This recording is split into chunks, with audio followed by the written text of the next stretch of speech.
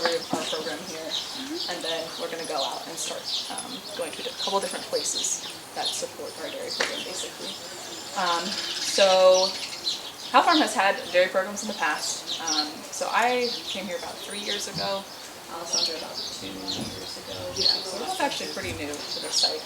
I came with a little bit of previous farming and cattle knowledge, but very little like milking knowledge, I would say, just cattle like handling knowledge. But we thought it would be really neat to have a milking cow on our site, and we have enough staff that we thought it was possible. We had the support of Barb Corson to be able to kind of teach us and tell us like if that was practical or not. And so we got a dairy cow off of a small dairy farm in PA, and have basically just started milking her, interpreting that to the public. We also have a steer on site. No reason for him, really. He came, long story on that one, but basically he came as a pair with another steer, both Holsteins, that someone had really liked and maybe was thinking of training as oxen, but they never got formal training, and so he is well behaved, but he is not an ox. So we've got, he's a pasture cow. Yes, yeah. We said he is a companion. His future is uncertain, let's just say. He eats and produces nothing. Yes, yeah. Yes, but Blizzard likes him. So our milking cow, her name is Blizzard. She is an American lineback. She's about 10 years old. And then our steer, his name is Bright, and he's a Holstein, and he's just a companion at this point. What's the general productive lifespan of dairy cows? I think it definitely depends on the breed and how hard they're milked. Yes.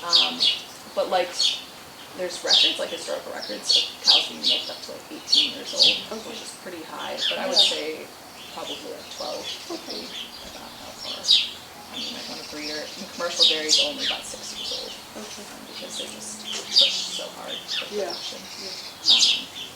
So yeah, it really depends on your cow and how you're milking her and stuff. So yeah, that's kind of a brief. So we've got basically two cows on site, a milking cow and a steer. We did breed Blizzard to have a calf in March of this year. Unfortunately, she miscarried, and that did not happen. So we are looking to breed her again to hopefully have another calf next year, next spring. So that is where we're at right now.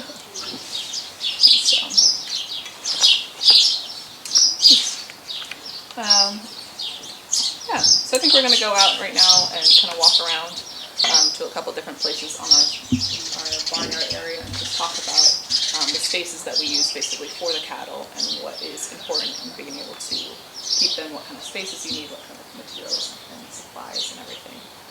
So we're going to start out at our pasture, I think. So this is one of our livestock pastures. It does get used for all different animals, but so far we've mainly had our cattle in here this season. They just got moved back to the ox farm because they've basically eaten down everything in here. So talking about cattle, the big thing is, do you have the space for a cow, basically? And space requirements can very much vary for cattle. So this, I would say this field might be, maybe about 2 acres or so. But this is definitely enough space for 1 cow. It's actually probably enough space for 2 cows at least. So your average rule is about 1 acre per cow. If you're planning on pasturing the cow, you can get away with a lot less space though. So there's other options out there. There's tethering your cow, which basically means you can drive a stake into the ground. You can have a long lead out. If you've ever seen people do this with goats, you can do this with cows as well. So you can just move around sites. This is a great way if you need to mow certain areas, just tether your cow. However, this does require a lot more labor. You're going to have somebody who's able to move that cow around. You're also going to have to make sure she's got access to water and different things, but it is a really good option if you're really low in space. Another thing is that if you're milking her twice a day, you might be keeping her in a barn just all the time pretty much, in a stanchion where she's got like room to lay down and stuff, and then you would have to have somebody who's willing to go out and exercise her maybe just to walk her around.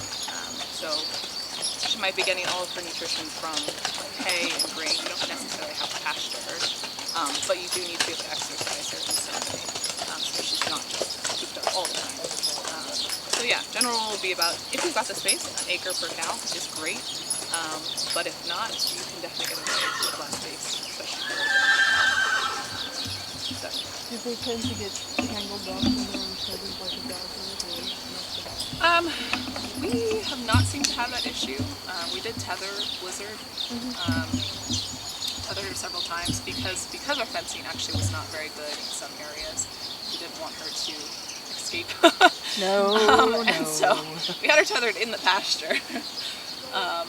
But yeah, no, I don't think I ever remember her getting into any problems with getting tangled in the tether. We used basically a very large metal spike, which you drive into the ground with a sledgehammer, and then she was on a metal kind of like line, almost like a zip line, if you've ever seen that kind of line, and it doesn't really tangle very much. It's hard enough that it doesn't really wrap. I'm sure you could probably use like a rope or something, but you might have more trouble with that really tangling. And she was on a collar, I believe. Oh, wow. Probably 20 feet maybe.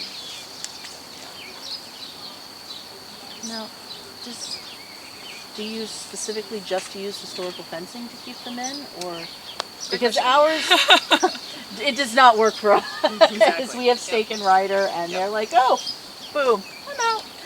Yep. So we have a lot of snake rail fencing on our farm. However, you can barely see it, but there is electrical fencing. Okay. Right, there's basically a border on this open side of the field. Our cows are both very well trained to electric fence, and most cows do train very fast to it.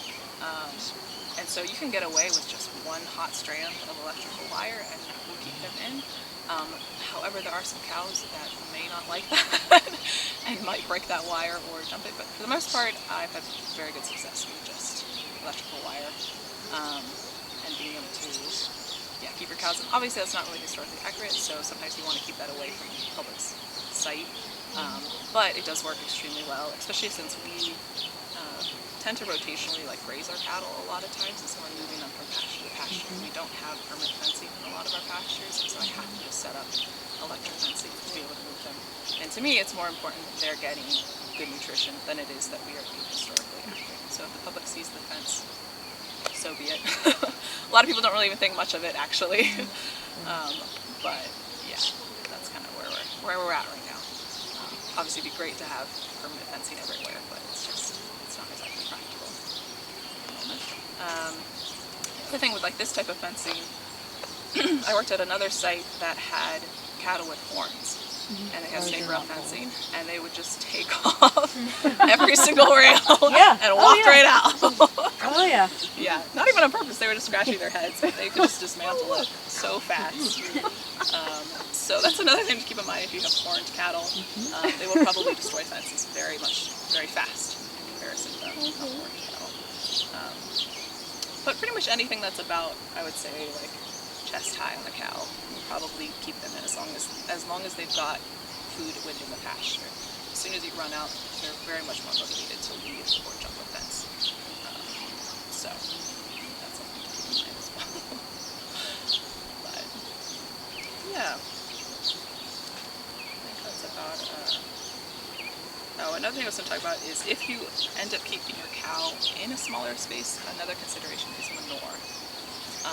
And so obviously in a pasture setting, we're not out there cleaning up manure at all. They can just go where they want. Fertilizes our field.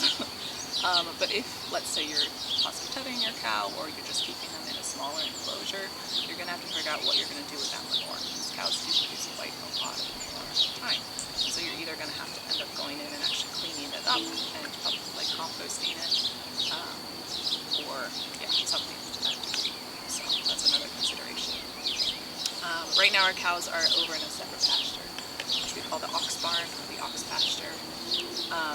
And they are in the barn a lot because of the flies. The flies are not as bad in the barn, and so they do end up moving in there a lot, and so we do have to physically clean that out, like we clean more stall out, because otherwise it will build up too fast for us. I've also worked on farms that do what's called a deep bedded pack, which basically means you, instead of cleaning out, you're just adding more, basically, but you do need the space to be able to do that. And it is a good method because it does kind of geothermally control the temperature a little bit. So if they're in an enclosure and you're just adding more bedding on, it tends to be a little cooler in the summer, and can also stay a little warmer in the winter. But eventually you do need to clean that out.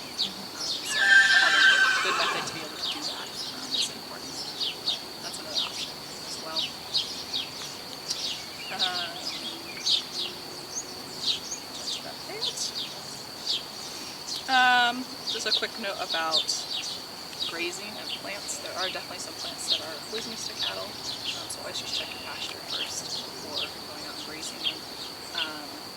Most times if cows have the option, they're very good grazers. They're not going to eat things that are poisonous, even if they're in the pasture. But as soon as they start to run out, that's when you can run into issues of cows eating things that they should not. So again, just know what is poisonous to cattle, know what's okay. There's not many things that are. A lot of nightshades are not good. Hemlocks, buttercups are not terrible, but they're not good for cattle. And if you are grazing your cattle, I used to work on a pasture-raised grass beef farm, and a rule we'd use is a 1/3 rule, which basically means if you're looking at your pasture, you would want 1/3 grazed, 1/3 trampled, and 1/3 left. And so if you have the space and you're able to actually rotationally graze your pasture, that's kind of the rule of thumb. So you want to leave at least 1/3 of your pasture to be able to grow back when you move your cattle off. So that was a good rule of thumb for us. Obviously, if you don't have the space, let them graze it down and just feed hay. That works as well. Do you plant anything specific for forage? We have not so much. I would say on our farm we tend to do timothy as hay simply for our horses. Cattle can eat that too. They tend to be a lot less picky actually than horses in what they eat. So sometimes our worst hay goes to them just because they can process it better. But really it's just a mixture of timothy, orchard grass, just clover, all different things at this point. And eventually we probably will have to work on reseeding all of our pastures. But at this point it's not high on the priority list. So we'll get to it. Another consideration is water.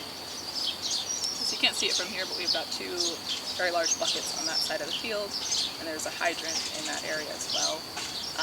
And so cows will drink, this very much varies on weather and how large your cows and everything, but about 10 to 20 gallons of water per day. Our cows probably average more like 10 gallons a day. They don't seem to drink a lot, but that is a consideration. Either you're going to have to be lugging that much water to the field with buckets, or hopefully you've got a hydrant nearby. You can graze or let them in let's say a creek or a pond, but I'd be very careful about that. A lot of environmental regulations say you really aren't supposed to have livestock near water, and so just be aware of what the regulations are in your area. And so, yeah, so make sure you've got water in the vicinity.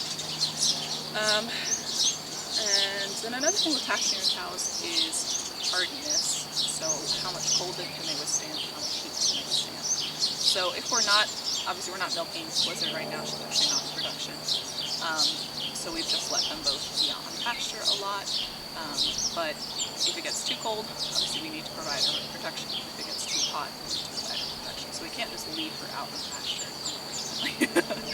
We have to consider that.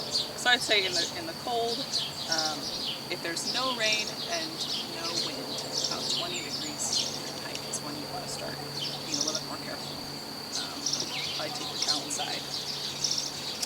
Depending on the cow as well. Some breeds are hardier than others. And then about maybe 30 to 40 degrees Fahrenheit if it is rainy or it is wet. Your body will probably get a little bit too cold for that. And then cows can also experience heat stress, particularly ones that are lactating or pregnant, which basically means it's too hot and their body is going to start slowing down a little bit and not producing as much milk, or also it can start affecting the development of the calf as well. So you want to watch your cows for that. And if it's getting too hot, which is, I would say maybe only about 80 to 90 degrees, especially if it's a high humidity, that can be a lot worse for cows. Then you need to provide them some kind of shelter or like a barn or something. So yeah.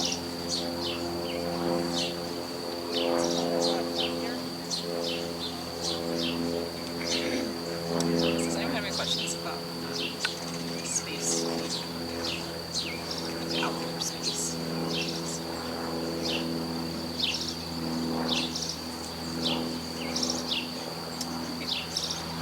over to our ox barn. So let's say it is too hot or too cold for our ox or our cows, I should say. We're going to need to provide them some kind of shelter, and so this is the shelter that we've got.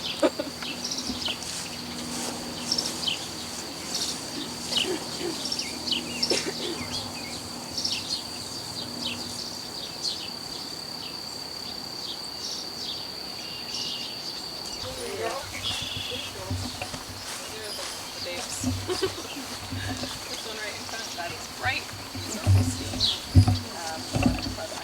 Blizzard, she's over here. My back, she's over here now.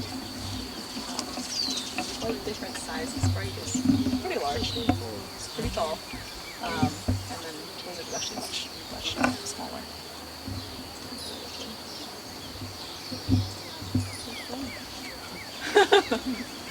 So this is our ox pasture and ox barn, as we call it. And again, it's probably only about, I don't know, 1.5 acres maybe. We've also got the pig pen right in the middle of it as well. So it's basically a pasture attached to a shelter, so they can access this at any point. So I guess let's go inside and look at the So we'll talk a little bit. So if you've got your cows inside, two considerations you're going to have is you're probably going to have to feed them hay if they don't have access to pasture, and you're going to have to put straw down or some kind of bedding. And so cows, I would say, probably eat about an average of 20 to 30 pounds of hay per day.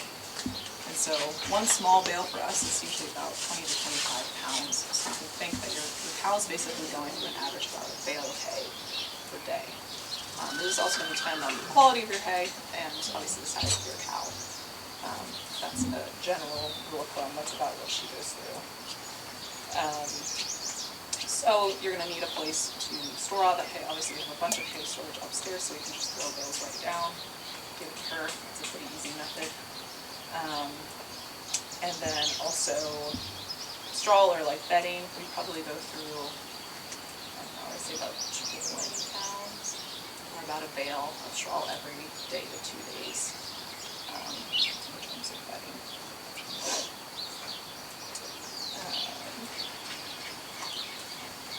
And then also if you are graining your cow at all, we do tend to give her a little bit of grain when she's actually in production. She's not on any grain right now, just on grass and pasture. But we're giving her about 8 pounds of grain a day, which is not a whole lot, but it does add up over time. So a good rule of thumb is about 3 pounds of grain per gallon of milk if you're graining her while they're producing milk. Now that is a whole... I'm doing the math. It's not very economical. Yeah, that's a whole nother discussion too, in terms of whether you want to give your cattle any sort of grain, or if you just want to keep her solely on pasture. I was actually reading a lot about this while I was preparing for this discussion, and found some interesting articles about just the fact that a lot of modern dairy breeds are really not meant to be on solely grass, and they will in fact start to lose body condition pretty fast if they're lactating and if they're not getting any grain. So that is something to consider. I know a lot of people are like, grass-fed is the only way to go, but just be aware that you really need to pay attention to your cow and her body condition and determine that first. Because really dairy cows are meant to produce, all their energy that they're getting from food is going into milk. It's not going into muscle. And beef cows, opposite. All their energy is going into muscle. It's not going into milk.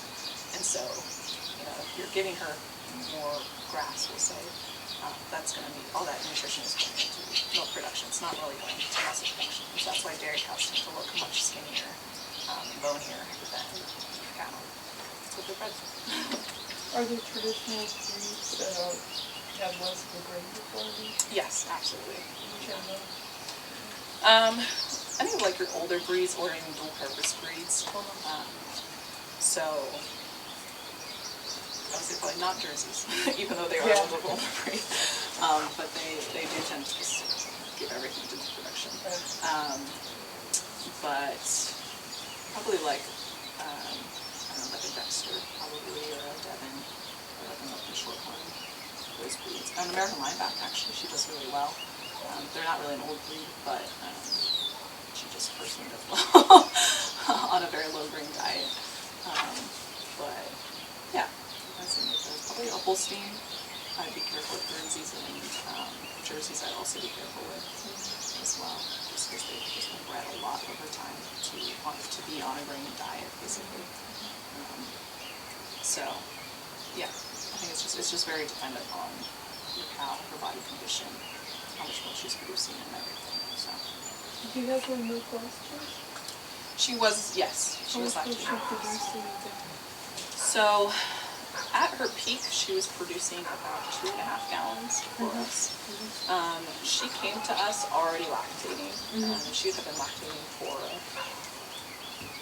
I would say, at least probably 6 to 8 months before we got her, and then we just continued milking her because we didn't really want that much milk, but yeah, at her peak for us, she was producing about 2.5 gallons. I don't know what she was producing at the dairy farm when her peak was, but I know that she was being culled from our herd because she was a very low producer, and we wanted a low producer for us. But she would not have done well at a commercial dairy farm for another reason. So, yeah, that's what she was doing.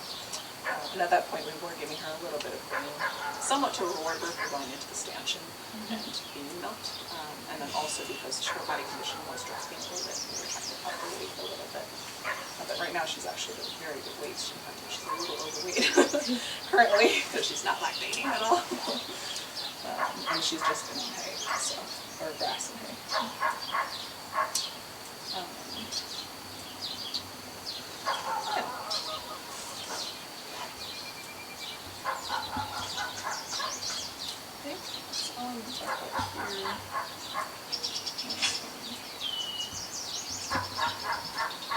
Go ahead over to our milking stanchion area. So we're going to but in the back corner of this barn, we have our milking stanchion area. I did not build this or design this. This was just here before we came, and so this is what we have to work with. So basically, when we're doing milking, she's not in here long term. She's just in here. She's just in here for the milking demonstrations, and so we'll usually bring her in through one of these doors, and then we'll walk her all the way right here. Right here, her head goes into the milking stanchion. And this is someone I think we found in our collection, basically. It's a wooden milking stanchion, and it comes in that. Her head goes in there. So it allows like free movement. She could technically get up and get down if she wants to. I don't think I've ever seen her lay down in it before, because again, she's not in here for very long amounts of time. I might design it differently if I was keeping her in this area for long amounts of time, but for like a milking demonstration, it works perfectly fine. It's also a really good space because cow is here, and then we have people standing all the way around here, so we can fit at least 30 people in here before for milking demonstrations. So for us, the space has worked very well. You can also tell it's pretty dark in here, and we've got a very good cross breeze coming by, and so it tends to be very low in flies. I mean, we still have a little bit of flies, but it tends to be, yeah, just a good area for that reason as well. And then obviously we've got our hay upstairs. We bring it down as well, and so there's easy access to hay. We've got water in the area as well. And then this chest behind me actually has feed in it as well. And so we can easily grab feed from here. So everything you need is kind of all in one place. We usually keep our milking supplies back here, or not milking supplies, but it's called Dynamit. It's an udder cream. And then we also keep some like tea wipes and stuff here, or brushes, or fly spray. And that's where we keep that. Our milking supplies we actually keep in a separate area to keep it clean. So, yeah.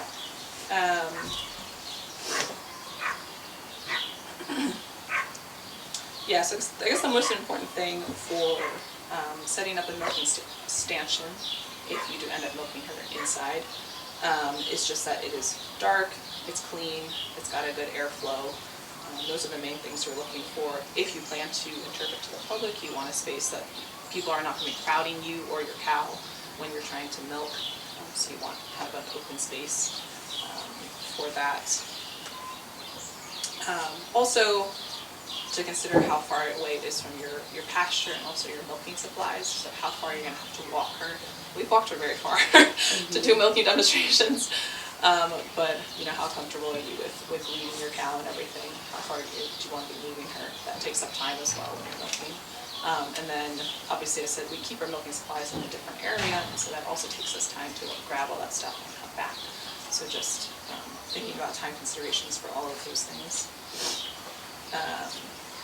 And then also, if you're planning on using electrical milkers, so that you've got a cow with a very high production, you need electric or something nearby, or a different setup than this. This is also going to depend on your time period. So, you know, if you're in an earlier time period, you pretty much plan on doing something more hand milking. If you're later, you might be mechanically milking, or have a different setup than us, or if you've got multiple cows. So yeah, that's about all I have there.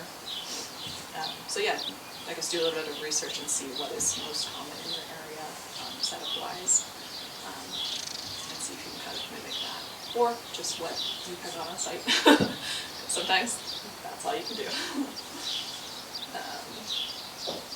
Had Blizzard been hand milked at all before you got her, or That is was a good she? We're not sure. So she was about 8.5, 9 years old when we got her. And she had been on a commercial dairy farm for her whole life, basically. And so I do not know if she was ever hand milked. She took to it very well and very easily, but she had a very good temperament when we got her. And they were getting rid of her because, as I said, she was a low producer, but they also apparently were using her for like school programs. They would occasionally take her off-site to to work with kids or different things, and so we already knew that she had a very good temperament for them to be able to trust her to do that. And so that was one of her selling points, for sure. And yeah, and upon hand milking her, she transitioned very easily. She didn't try to kick us really or anything. She was just like, all right, it's fine. But yeah, I'm sure you will get some cows that aren't very used to mechanical milking, and they're going to be like, this feels a lot different than mechanical milking. It's a lot slower as well. So some cows are not going to want to stand for that long as well. And I also noticed this is kind of opposite. I mean, I've always milked from the right side of the cow. Yes, that's true, yes. And so some of our farmers in the past have sat on the right side and milked. And for the public, that's cool because you can actually see what they're doing, basically. For safety purposes, I would not recommend doing that. Yeah, I'm not entirely sure when they were designing this what they were thinking, but a lot of times when we do our demonstrations, I will be sitting on this side of the cow, because if she were to swing or move very fast, which she does, you want to be able to get out of there. Whereas that side, you have no escape, basically. You're just going to be crushed on the wall. So yeah, that's another thing is, yeah, how much space do you have to do it. We also have some people we've had people milk on both sides before as well. So, yeah, just trust in your cow, pretty much. So yeah, that's about what we have. You said you would redesign it if you were going to keep the cows here. What redesigns? I would probably change this milking stanchion a little bit because though it is really nice and it's beautifully built, it's actually a little bit thin for her neck currently. And especially since she's gained a little bit of weight with the good spring grass, now it is very much too tight on her neck. And so I wouldn't want to just leave her in here for like a whole day. If you want to do that, I'd probably either recommend just like doing like some kind of like halter and chain or something so that she can easily get up and down. For cows, because they do tend to make a mess when they go to the bathroom, you always want the rear facing one direction so that it's an easy cleanup for you. A lot of times you'll see, like in dairy barns, you know, you've got cows stacked up against each other. They're all facing the same direction. They're easy to feed, they're easy to clean up, but you also do want them to have enough room to get up and get down, or get up and down. They don't sleep like horses standing up. They do have to lay down much more often. And so that would be another, I guess, consideration. And then also, this is a little bit short for our cow, to be honest. Obviously, Blizzard's not a huge cow, but she can easily step off the back, and it kind of scares her sometimes. She's like, oh, that's a drop off. So if you had a cow longer than her, I would lengthen this a little bit, because you're going to have basically both of her backs off the edge, which there's a ditch here for drainage, and it's not going to be comfortable for her, basically. So yeah, that's probably the most redesign I do, is probably just change the stanchion, because it just wouldn't be practical for her. Laying up and down. But it is practical if you're, so Blizzard we were only milking once a day, but if you had a cow that you're milking 2 or even 3 times a day, keeping her in a stanchion would honestly make more sense, because it would save you a lot of time from running back and forth to the pastures and leading her. But then you also would want to at some points be able to get her out and either lead her around or put her in a small pasture or something to be able to exercise her a little bit. But yeah, if you've got a cow with high production, then you may just want to keep her in a stanchion. Worst case scenario situation. So yeah.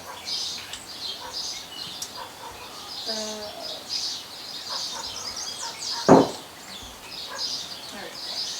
Head to our last area.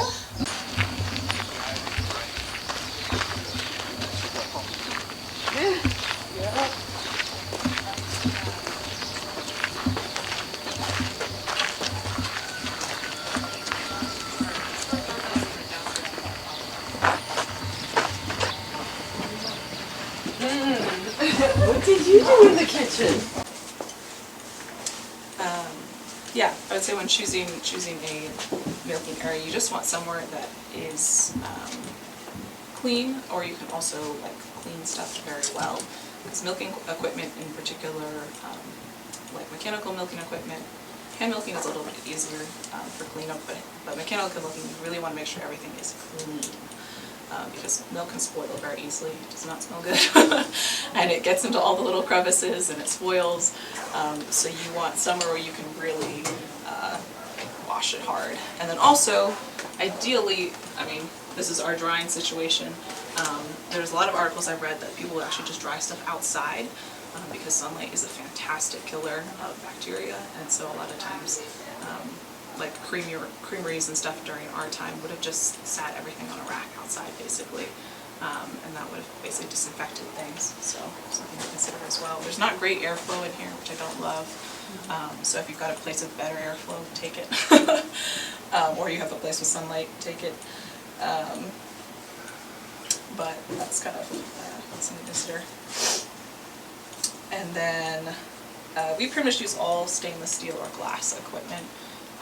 That is practical for our time period, and also it just is, you can get it clean. You can get it really, really clean.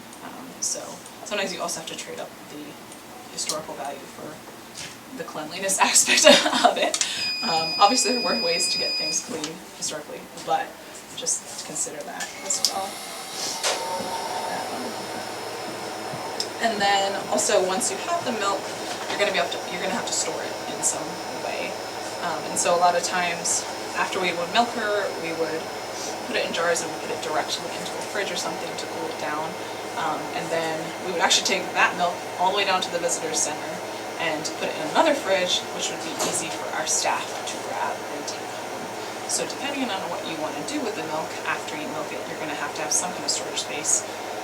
It adds up very quickly sometimes, especially only if she's producing 2 gallons a day, that's still 14 gallons a week, which is a fair amount of refrigerator space. So another consideration is, do you have the space to store that much milk, or if you don't, you need to be able to use it very quickly. We do have areas for like burners and stuff down here, so we could process the dairy right away if we wanted to. We can also take it upstairs probably and process it, but that's a whole other added time for us as well. So always something to consider there. So you're allowed to give away your raw milk to the staff, but not to the public. Correct. At Yes. least it seems. Yep. Yeah. And I have heard that you can freeze fresh raw milk, but I've not done that or known anybody with experience with it. You can freeze it. The biggest thing is it just affects the texture of the milk. And so a lot of times, like, we've accidentally actually left your milk in the freezer before. Yeah, yeah. And the cream will basically almost like curdle. Yeah. And it doesn't taste really any different, Yeah. but it just is like, it's like drinking cottage cheese almost. Yeah. But the milk Yeah. portion is The okay? milk portion is fine. Yeah. So, yeah, you can freeze it if you wanted to. That's another way to preserve it. Technically, people have canned milk during our time. That's possible to do as well. Yeah. So yeah, on our site, when she was in milk production, we would let our staff take home milk. So we wanted to have it like for easy access for them, just because we didn't tend to have the time to process it right away, and so that was just the easiest way to have her milk being used, but not take any more time for us as staff milking and stuff. Did you use an interpretation? I think we did occasionally, but we were very careful, I think, not to give the public any of that. Right.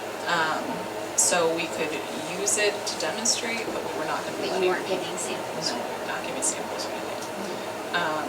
Just because, and people, a lot of times people will ask, can we try the milk Yeah. when you're milking? That's a huge question we're going to get. And the answer is no. Just because we're not set up like a raw milk operation. We don't have, we're not certified or anything. You also cannot sell raw milk in New Jersey, so that's even another. Most states you can, but even if you could sell raw milk in New Jersey, you're not licensed to do it at all. And so, yeah, I would just avoid all liability there and take it home. Granted, we were milking her for 2 years. Our staff was drinking everything. Some people were pasteurizing it. Some people were not. No one ever had an issue with it. But yeah, just always save yourself. And you were milking her twice a day, or? Just once a day, Once, actually. okay. I think we started with twice a day, and then within a couple months, maybe 6 months or so, we moved her to just once a day. She was dropped enough in milk production. I would say 2 gallons or more, you're probably gonna have to do twice a day. 2 gallons or less, you can get away with just once a day. That's kind of a rule of thumb, I would say. And is there a specific length of time you have to keep the cow in milk? No. She was lactating for like 3 years almost. That's insane. It is insane. And some cows are just, don't want to dry up. Granted, at the end of her milk production, she was producing like a gallon maybe. And you could tell she wanted to be done. But yeah, but since you could milk her for 3 years and only be producing maybe 1.5 gallons a day, and if that works for you, great. But eventually you will have to re-breed her if you want to continue with milk production. So yeah. Do you strain the milk before you? We do, yes. And so actually, this evening when we come back, we're going to be walking through the entire milking process with you guys, and like basically, even Blizzard, even though she's dry, she's not dry. So we will be milking her out what she's got, and going through that. But yes, we tend to use just like stainless steel funnel. Basically, there is a we use these milk filters, which are basically like almost like coffee filters, but even a little bit more fine, specifically designed for milking operations.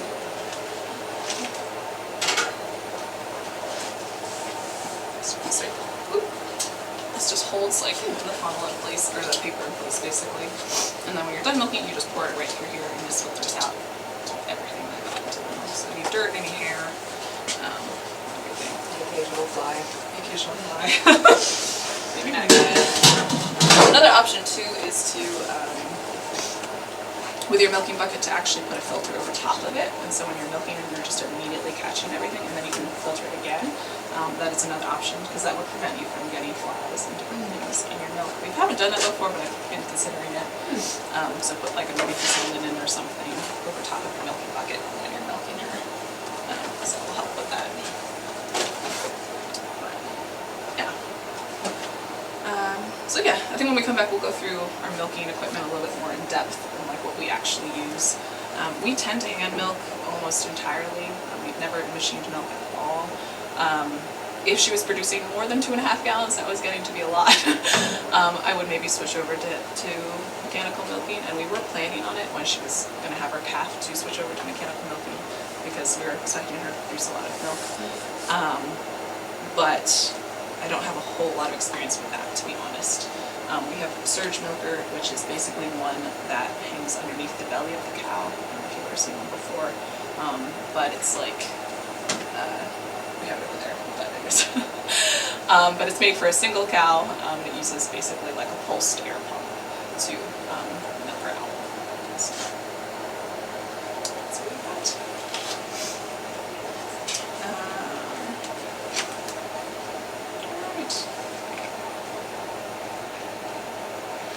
We'll head back up to the threshing floor. Yeah, I think the biggest takeaway is just do what works for your operation. Yeah. There's a lot of leeway when it comes to having the cow. And it's also, a lot of it's going to depend on the cow, to be honest.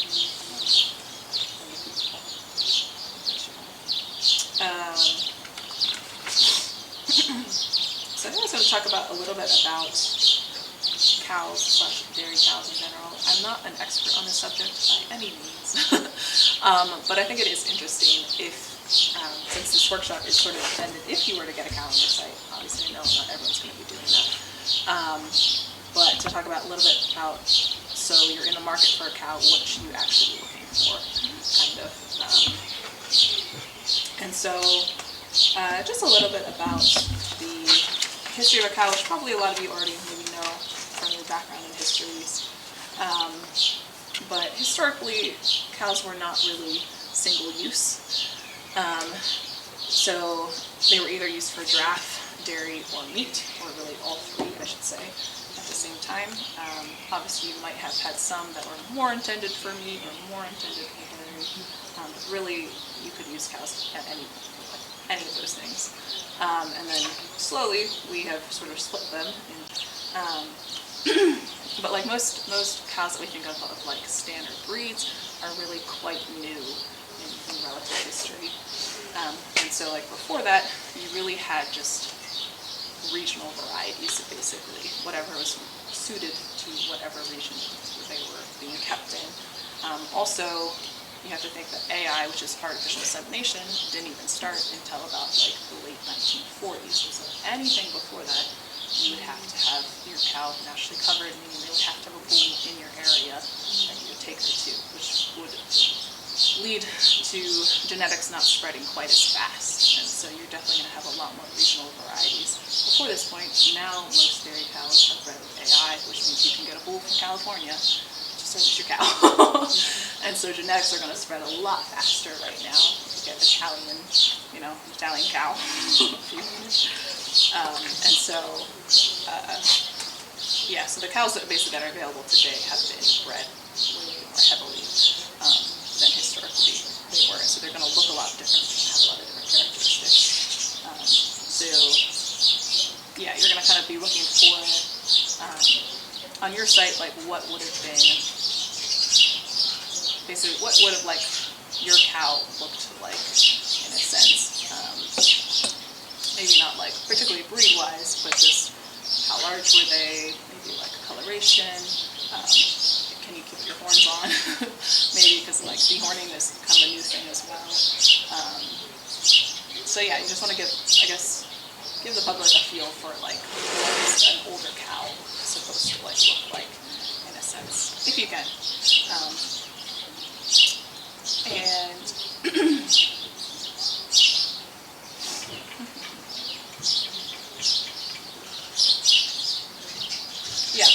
I'd say, like, if you're looking to get a cow on site, just do some research into historical records of what did cows look like in your region, particularly. Just how big were they, what was their milk production, that kind of stuff. Because you might not be able to get the exact breed, because the breed might not even exist anymore.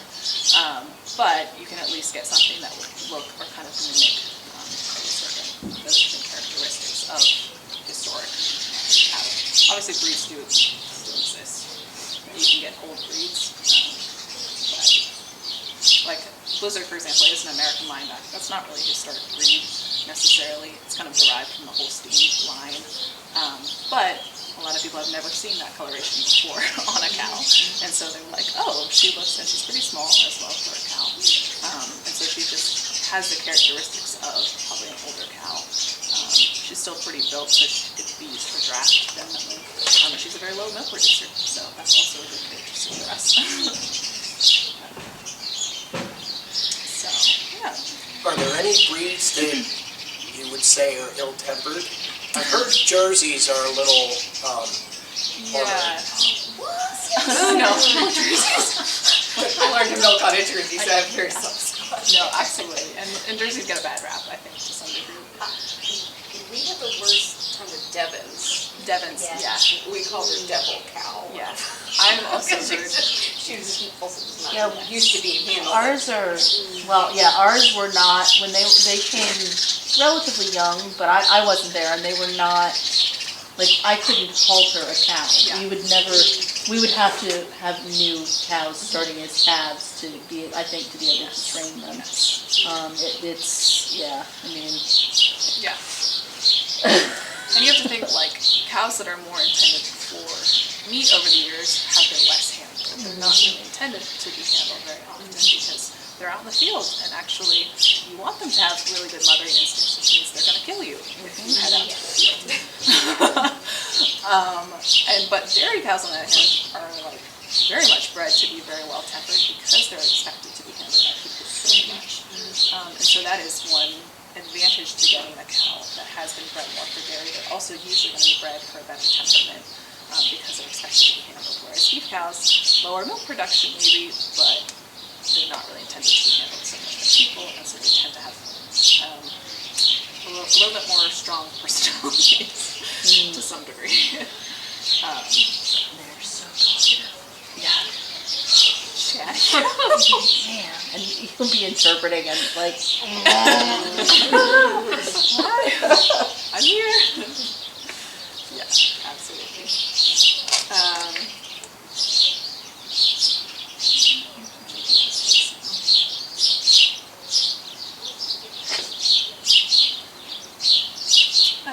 Yeah, I guess we'll go a little bit.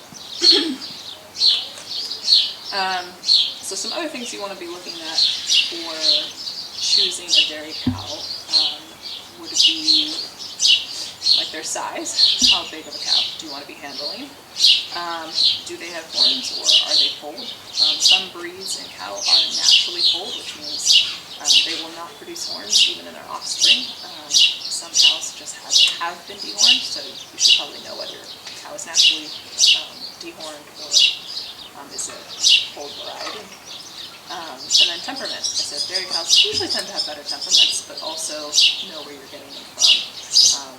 If they have been proven to have a good temperament, it's going to be a lot easier for you when you start a program. And another really interesting is udder conformation, which is the shape of the udder.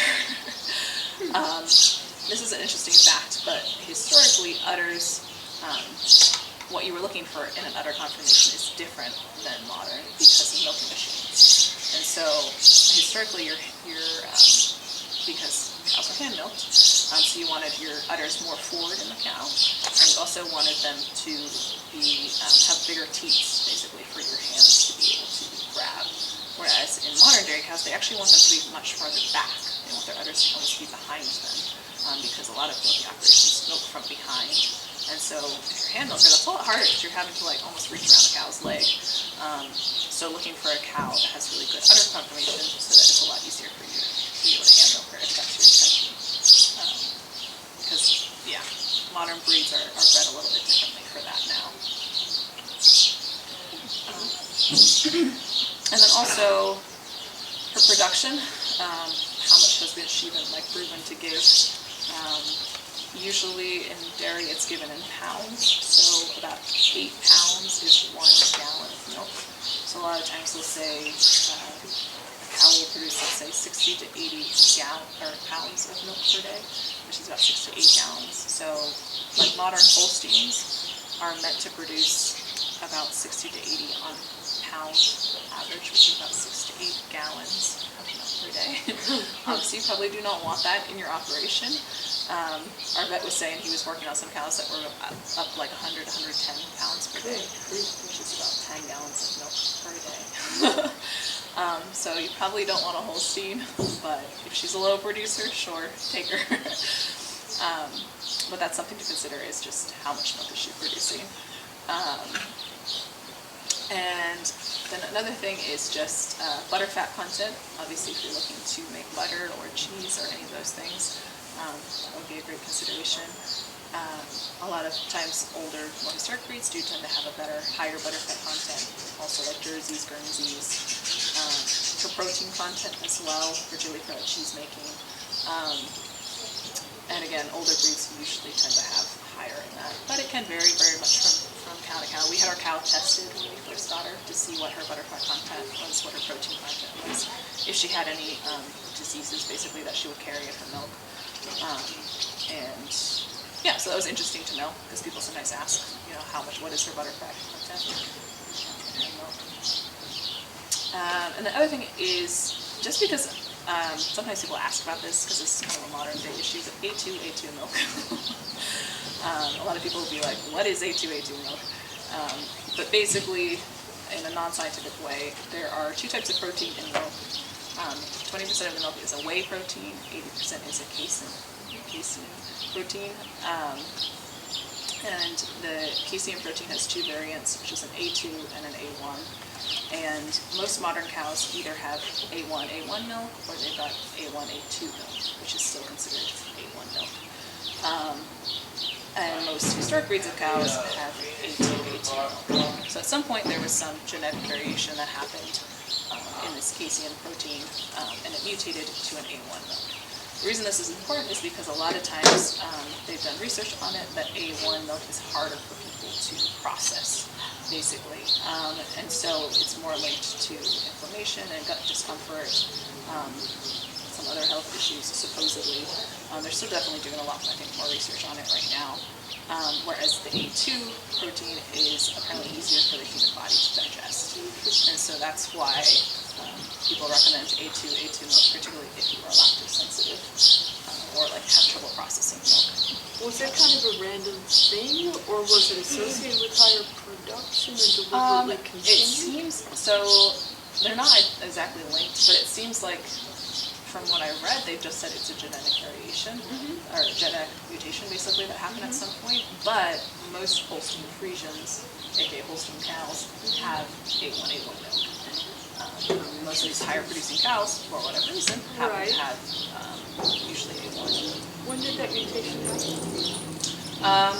Probably years and years ago.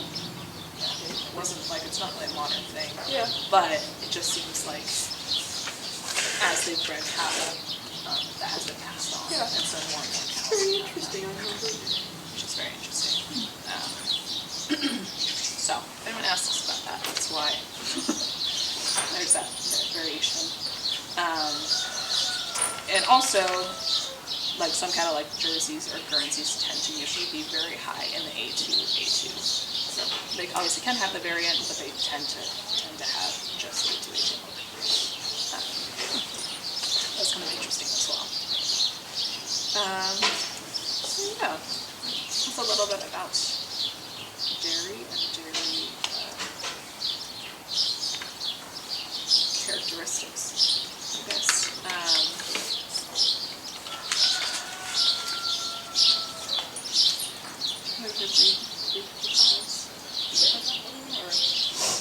I grabbed them actually. Oh. Alfons made up these really cool posters that just talk about like each modern dairy breed basically and some of their characteristics. pass them all around. These are the more modern dairying breeds, taken from Michigan State University's agricultural extension program. They made profiles of each of the modern breeds that included their origins, stats about their temperament, milk composition, which includes milk color, their butterfat content, protein, and their production per day. And so I highly recommend going on their website and just checking out each of these breed profiles. But in case any of you were thinking of getting maybe additional dairy cows on your sites, looking at their origins and also their milk stats would be a good place to start. Just seeing, what characteristics are conducive to your site, and going from there. Obviously, there are also a lot of historic breeds around, or even mixes of historic breeds, which you can absolutely find. They do tend to be, I would say, harder to find, particularly if you're starting the dairy program, but they're definitely out there. So these are obviously more modern breeds, but I think it is still interesting to know. And people do tend to ask a lot about, they've heard the word Jersey or Swiss maybe before or something, so they ask, why are these different? So yes. Yeah, we work on a county schedule basically. We work technically, well I don't, but most people do. Work like a 9 to 5 with the weekends and holidays and stuff. And so if you want to be able to work around that, you're going to need a lot of staff. And so we trained a lot of different people, even if they weren't doing it regularly, to be able to milk a cow, which also meant they needed to be able to handle a cow, lead a cow, know how to milk, and know how to properly store that milk. And so the training time for each person was at least a week, I would say, to train each staff member. We could train multiple people at a time, but yeah. So that is a consideration, how many people do you have to milk this cow. Because milking is an everyday thing. You're not going to get weekends off, you're not going to get holidays off. Once she starts, you got to keep milking her until she stops. So fortunately, we have a very large staff to be able to do that. So it took a lot of the pressure off of us as staff members, but there were occasionally times I had to come in on days off or different times to milk her out because of just our staff, other staff wasn't able to do it. But if you love your cow and you've got an enjoyable experience, you're probably more likely to do it as well. So I would say getting at least two people that are excited about a dairy program and are willing to come in and milk is really what you need. The more, the merrier for dairy, because you also, having someone who's excited about processing milk, even if they don't want to milk, is going to be great. Having somebody who might be able to have weekend availability, so you could get a day off or something. But I would say having at least two people that are excited and want to learn about dairy or want to be able to milk and handle cows is really what you're going to need. When you're milking interpretively, do you have more than one staff person there? So there's one person. We do tend to do it at least two people at a time. Occasionally we'll put a third person on just for like crowd control if it's a busy day. But we will definitely do it at least two at a time, because basically what we do is, and I think Alessandra and I are planning to kind of like do a milking interpretation with you guys. But is to have one staff member explaining what's happening and the other person actually doing it. The one person's not really talking, they're just going about their business. The other person is actually explaining and answering questions and stuff. Because when you're milking and your face is against a cow, you're not going to be answering questions very well. And so, yeah, that's what we found has worked out best for us, is just having at least two people on there to be able to explain. And if you don't have a crowd of people, you could probably just do it with one. If you're working with 30 people, you need two people for someone to be able to answer questions and stuff. So yeah, that's kind of what we started with less people. Like we only started with 2 to 3 people who could milk. And then slowly over time, over the 2 years we've been able to train all these different people. Which also gives people a better even our staff that don't do it very often, they at least know how to do it, and they can interpret it to the public, which is really, really nice. So yeah, it's just given all of our staff a very broad knowledge about dairy, which has been super, super helpful for us. When I started, working at a site and milking, and I was like, I love this. This is great. And my grandmother was like, why would you because she had to do it growing up and hated it, and just thought she could not wrap her mind around why I thought it was so much fun. Yeah. And as someone who has done it a lot, I still do love it. Like, I still really enjoy it. And it's just, especially when the public actually is not around, it's one of my favorite times to just work with the cows and milk them out and stuff. But in the summer, it's hot. You're sweaty. It's sticky. In the winter, it's freezing cold. You don't really want to put your hands in the water. So, yeah, it is what it is. But I think there is a lot of good about it. So I don't want to intimidate anyone from not picking a cow. And obviously adds a ton of just depth, I think, to any program or any site to have a cow on site. Even if she's not in production, I think it's just a really neat thing to be able to have. So yeah.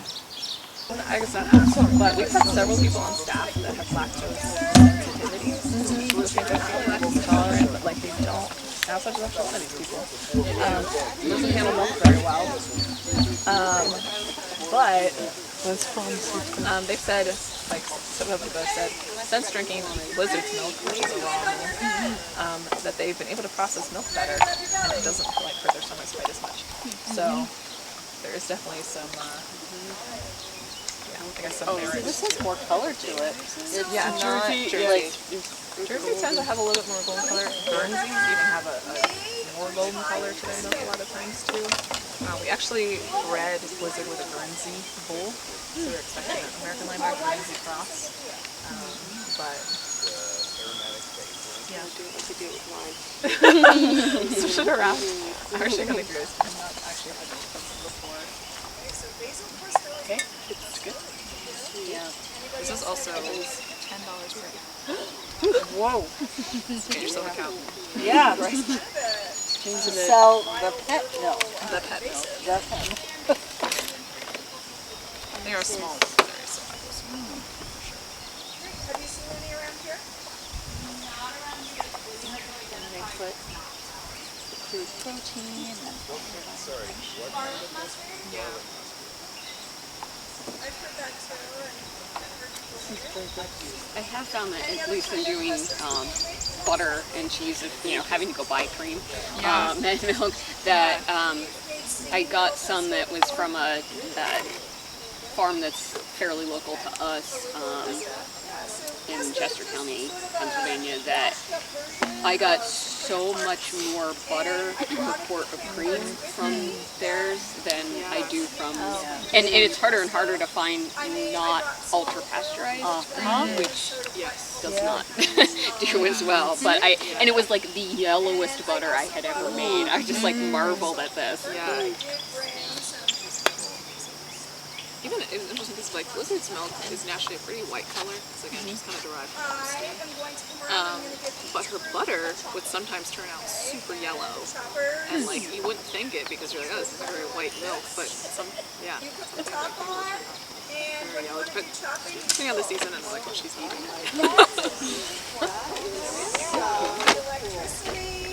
Each group's gonna have one, and this is what you're gonna do. But I noticed that I got super used to the flavor for milk. You're gonna have that, years, and now I'm this is so much. I can't find anything that's similar. You can experiment, and sorry, I have spinach. For dogs and cats. Wink, Now, you've been in the garden. You've seen what's in the garden, and they have identified some things. There's onions in there. So this one is they have different cows. I think they might just have Holsteins, but I could be wrong on that one. This is A2A2. It is an A2A2 milk though. It's got a nice flavor. There's all sorts of possibilities. These are both Jersey milk, but they're so distinctly, different in taste. This tastes one more was sweeter. Yes, this is sweeter. This almost tastes more cow-y to me, which is a weird description, but I taste the cow, which isn't bad. It's, you know.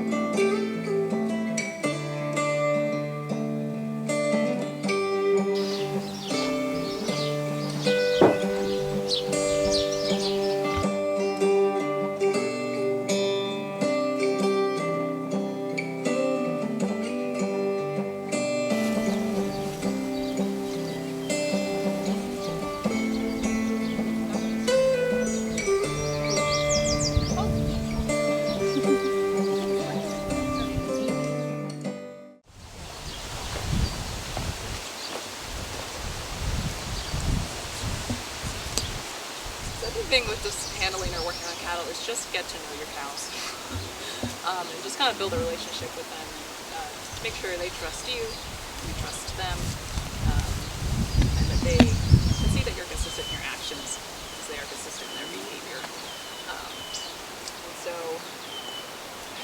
yeah, I think we're gonna all get a chance to I think we've actually worked around cattle before, handling wise a little bit. Has anyone led cows before? Okay.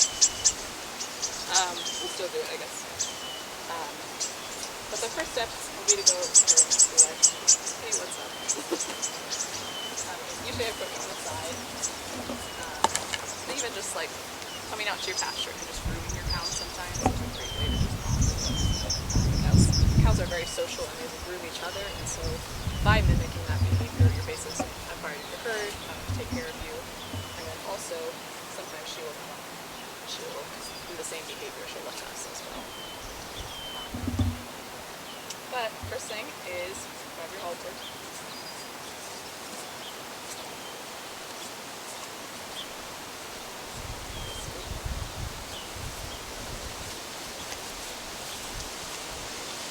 So this top leather band goes on the top of her nose and it tightens underneath her chin and you pull from the left. That is how this halter is set up. That's how most rope halters or anything that tightens around her chin. It's usually going to tighten underneath the chin and you're pulling from the left, which is a good rule. So you're going to slip it over her nose first, and then over one ear and over the other ear. Just make sure it's properly positioned on the nose. Bada boom. So she's very used to being haltered, actually very used to being led as well. So she's like, it's time, let's go. But right on the other hand is not so much, so he's a little bit harder to halter. But if anyone like to try, just come up and haltering her. Also another thing for cattle is she's not going to ever intend to hurt me, usually. But you can see how hard she's swinging her head just for flies and stuff.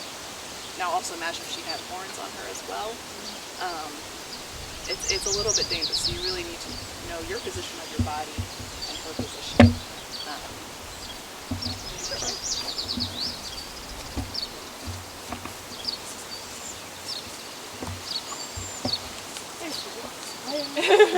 Hey girl.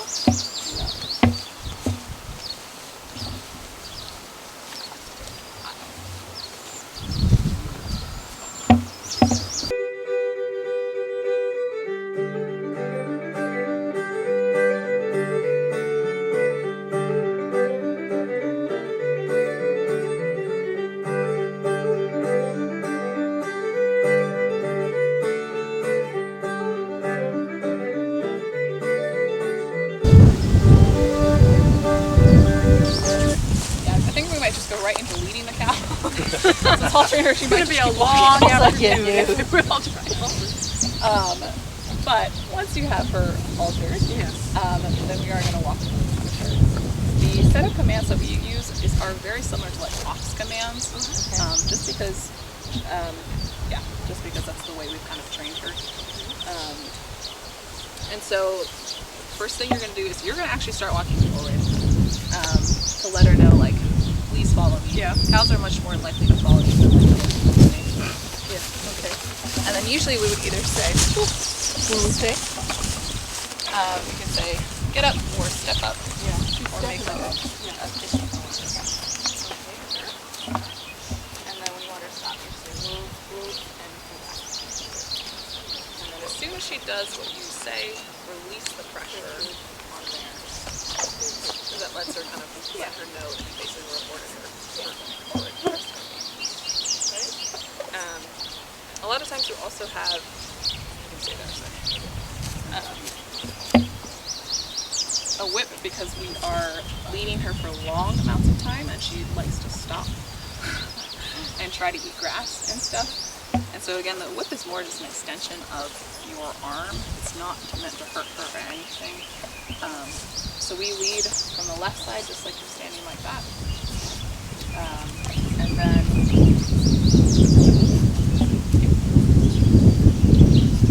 I'll usually have the halter in line in my hand. If she gets too close to you or crowds you, press this right into her face and say, give me some space. Also, cows do not really like their ears touched a lot, so you can either hit their ear a little bit if she's crowding you, or if she does something that is really not a good behavior. That's a good way to give me some space. They are big creatures. You want some space. Anyways, yeah, so stand on her left side. I usually have her line in my left hand, and then I'll have my arm behind the whip. And this is usually coming behind her, actually. So cows, they like to follow you, and they also like to be pushed, basically. And so a lot of times you're used to herding cattle from behind. That's basically what you're doing with this whip, is you're putting pressure behind her. Now, you don't even have to touch her with it, but just kind of that movement, that wave behind her is enough to make her go forward. So we will... Here, I might... I'm going to move forward. Stop. Cows are very much in tune with your body behavior. So if you move forward, she's likely to move forward. If you're stopping, she's going to stop. When you're saying go, you're saying it kind of like an energetic, uppity kind of way. To be like, come on, let's go, let's go. They respond really well to that. And same when you're saying whoa, you're saying it in a very kind of like calm, low manner. We don't have her trained to go right or left or anything. Truly just to stop and start her. So when you're telling her to go, you just say, get up or let's go, or you just start walking forward. Nice kissing noise. I don't pull on her halter unless I need to kind of reward her for just going forward. Stop. We don't normally let her graze when we're leading her, but obviously we're at pasture, so I'm not going to worry about it. Stop her. If you really, really need her to go forward, you can either say, like, let's go, and wave it behind her, or if she's really, really not moving, then we would actually go to tap her rear. So cows have a pretty bony spot right on this back of their rear right here. It's a really good pressure point for her if you need to move a cow. Obviously you have to trust that cow not to kick if you're standing behind them. But if you're not standing behind them, if you're just coming from the side, this is a really good point to hit a whip. If you really, really need her to go move forward, you can use the hard end of the whip. But just realize that is don't use it unless it's necessary, basically. But yeah, you're just kind of maintaining that point for her. The same thing when you're turning or anything.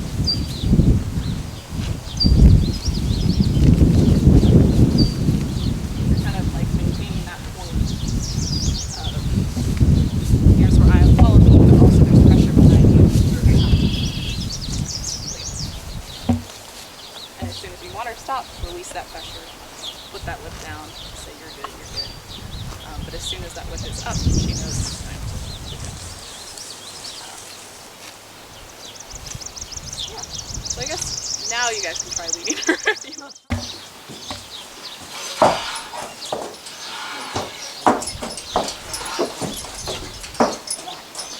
Swing at me. And her last key over here, it's looking her right front, is basically not producing any milk right now. So I'm actually really not even gonna worry about it, but I do check it. But anyways, so from that, the milk looks good. I'm not seeing any clumps. Nothing looked particularly discolored. And so this milk we just discard. We don't do anything with it because it's dirty. This is what she gets. So this is what she's here for. So it's clean. We've checked her udder. She's good to go.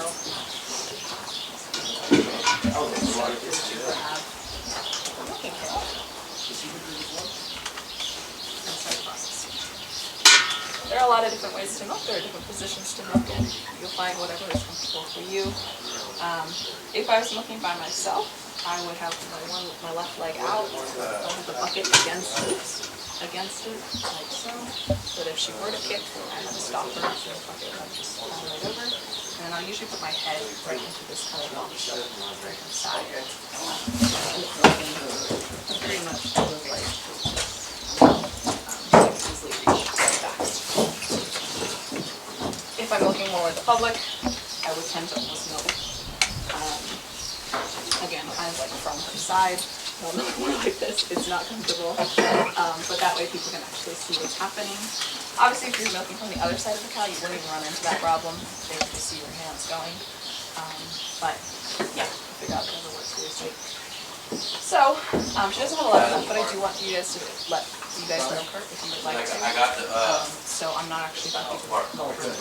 Yeah, that way you guys get a chance to. So, has anyone, I mean, some of you have milked before. Yes. You're obviously welcome to milk it if you want to. But especially those for you who haven't milked before, the process is basically 4 teats. When you're milking, you're grabbing the teat from the very top. You're almost like pinching it to create pressure in that teat, and then you're squirting down, like pushing the milk down with your hands. To squirt that milk out. It's really not a pulling motion, it's more of a pinching and squirting motion. Almost like you're massaging the milk.